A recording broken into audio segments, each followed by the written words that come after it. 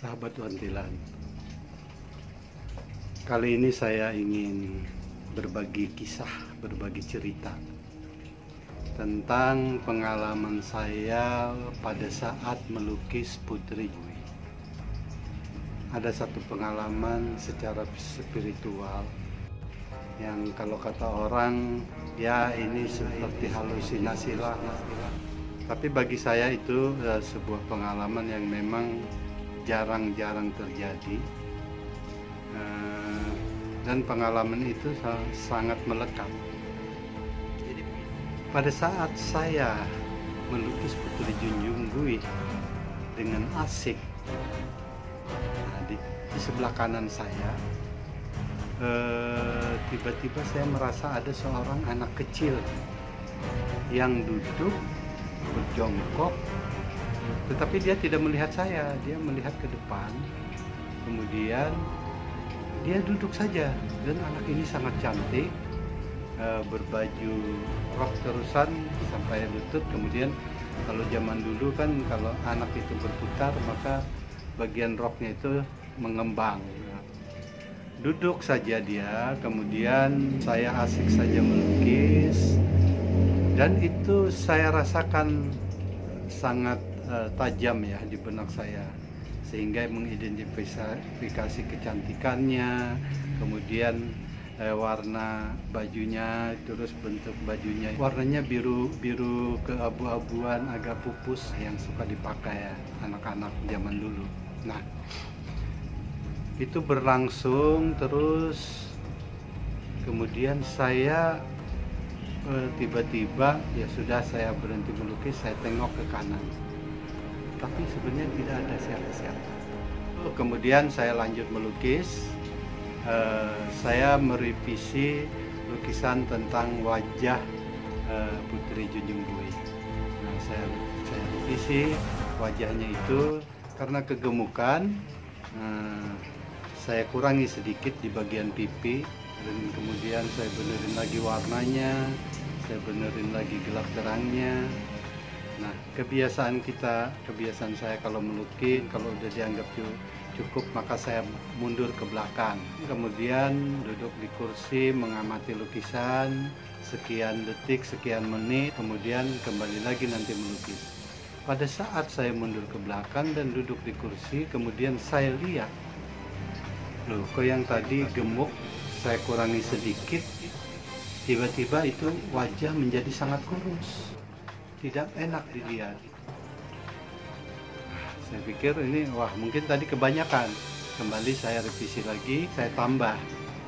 Nah, setelah saya anggap cukup, saya mundur lagi, duduk lagi di kursi. Apa yang terjadi? Saya merasa ini wajah kembali terlalu gemuk, terlalu tembem. Tidak seperti Junjung Bui yang saya bayangkan di benak saya.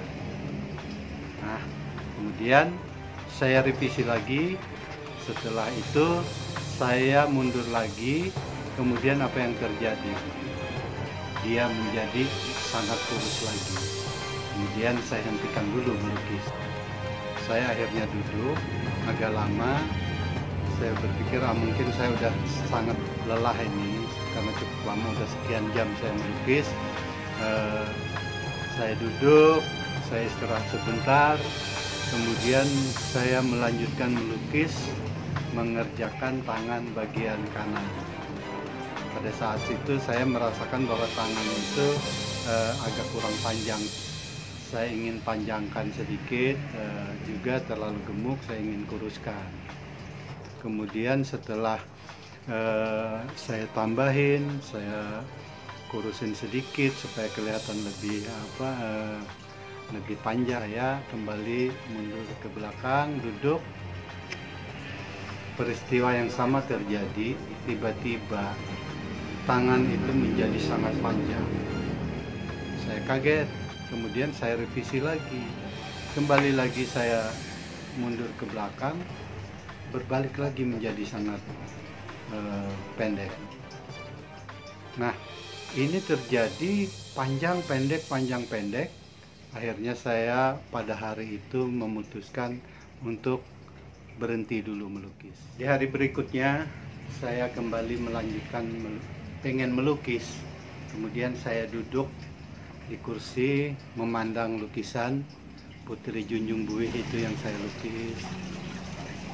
Saya pandang lama, kemudian entah kenapa kok saya tidak punya keinginan lagi untuk melukis. Hari itu tidak ada keinginan. Jadi hampir sehari penuh saya cuma bolak-balik, kemudian sudah 1 hari berlalu, saya tidak melukis. Hari berikutnya saya berniat lagi ingin melukis, saya duduk lagi. Kemudian di hari ketiga sama sekali tidak ada keinginan untuk melanjutkan lukisan Putri Junjung Buih. Tiba-tiba saya mendapat telepon dari seorang teman lama yang memang kita berteman sejak SMP P28 di Banjarmasin. Kemudian sampai sekarang kita tidak pernah hubungan berteman. Dia menelpon saya karena sebelumnya dia juga mampir ke rumah, kemudian melihat persiapan saya dalam rangka melukis Putri Junjung Buih untuk pameran saya di Taman Budaya Banjarmasin di bulan depan. Nah, dia bertanya, bagaimana lukisanmu Junjung Buih? Nah, kemudian saya berceritalah, sudah ini hari yang ketiga saya tidak bisa melukis. Saya ceritalah tentang peristiwa anak kecil yang saya lihat. Saya ceritakan semua secara detail kepada dia. Dia bilang, loh kok bisa begitu? Nah, saya bilang, saya juga tidak mengerti ada apa ini. Dan setelah itu, saya memang tidak berkeinginan untuk melukis lagi. Teman ini akhirnya ngomong sama saya lewat telepon. Dia bilang, melukis itu kan Putri Junjung Buih, bukan orang biasa di alam lain. Nah, makanya kamu sekarang bikin kopi, kemudian dia bilang ditaruh di dalam piring, ditaruh di sana telur 1 biji, kasih rokok, kalau ada ketan kamu kasih ketan. Nah, kemudian kamu nyalakan dupa, sebaiknya di malam Jumat. Nah, memang pada waktu dia telepon saya itu di hari, kalau nggak salah antara Selasa dan Senin. Nyalakan saja itu di dekat lukisan. Nah, disitulah kamu ya cobalah kamu berdoa, cobalah kamu minta sesuatu supaya ini kembali bisa berjalan dengan lancar. Saya bilang oke, sarannya sangat bagus. Ini memang berhubungan dengan orang-orang Banjar di masa lalu. Besoknya saya kembali duduk jalan sana sini, keluar masuk lagi, kemudian duduk lagi di kursi, kemudian melihat lagi lukisan Junjung Buih, tapi tidak ada keinginan lagi untuk melukis. Berlangsung di hari ke-6, tetap seperti itu, saya tidak ada keinginan untuk melukis. Hari itu teman saya menelpon lagi, kemarin malam Jumat tuh, bagaimana udah kamu lakukan sesajen itu? Saya bilang belum. Jujur, saya mengiyakan, tetapi di dalam hati saya kok tidak juga tergerak membuat sesajen itu. Entah kenapa, nggak ngerti juga saya. Jadi memang sesajen itu saya sendiri sebenarnya juga paham lah tentang itu. Tapi kok hati saya tidak tergerak menyediakan sesajen itu. Saya sendiri tidak paham, saya sendiri tidak mengerti. Akhirnya dalam pembicaraan itu saya juga mengiyakan lagi, oke, nanti saya akan lakukan itu, saya akan kerjakan. Tetapi kenyataannya saya tidak lakukan itu. Udah hari yang ke-6 dan saya tidak melukis. Udah kehilangan waktu 6 hari. Nah, kemudian sampai di hari yang ke-7. Pada hari yang ke-7 itulah tiba-tiba saya waktu itu sekitar jam 10 pagi, saya lupa persisnya. Entah kenapa tiba-tiba saya berdiri dari tempat duduk, kemudian saya ambil air wudhu. Nah, di depan lukisan saya gelar sejadah, kemudian saya sholat sunat 2 rakaat. Itu saya kerjakan seperti ya begitu saja. Entah dapat bimbingan juga nggak ngerti saya, cuman saya lakukan itu. Setelah itu saya berzikir sebentar, kemudian saya juga membaca salawat Nabi. Apa saja yang bisa saya baca, ayat kursi saya baca, semua saya baca. Nah, sampai Yasin saya baca.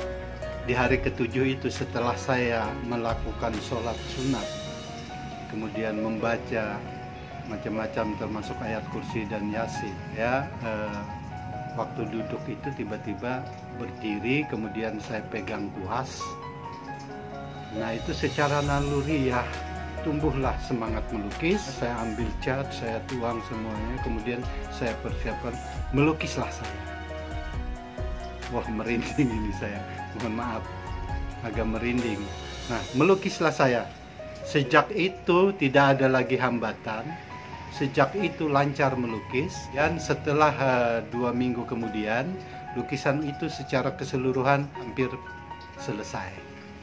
Nah, karena waktunya masih 2 minggu, nah berangkatlah saya ke Banjarmasin sebelum acara pameran ya, di Taman Budaya Banjarmasin waktu itu. Nah, saya kerjakan di rumah di Banjarmasin untuk finishing tasnya. Sahabat Wantilan, bagi saya ini pengalaman spiritual. Peristiwa-peristiwa di dalam proses berkarya saya melukis Putri Junjung Buih tersebut dengan kejadian-kejadian yang saya alami, entahlah apa itu namanya, tapi itu memang saya alami. Saya harap ini hanya sebagai sebuah pengalaman di dalam proses melukis Putri Junjung Buih. Saya tidak berharap ini menjadi sebuah kepercayaan di masyarakat kita. Ini hanya sebuah kejadian yang saya alami, yang mungkin hanya sebagai cerita. Saya ingin bercerita proses berkaryanya seperti itu, yang belum pernah saya alami hal-hal yang seperti ini selain melukis Putri Junjung Buih. Nah, walaupun sebenarnya pada saat sebelum saya melukis itu, saya sudah melakukan observasi, melakukan eksplorasi, sampai saya pergi ke pulang kampung ke Merampiau, ke Candi Laras, kemudian ke Candi Agung, berdiskusi dengan para seniman senior, sama ulama juga. Itu saya lakukan sebelum saya mewujudkan lukisan itu.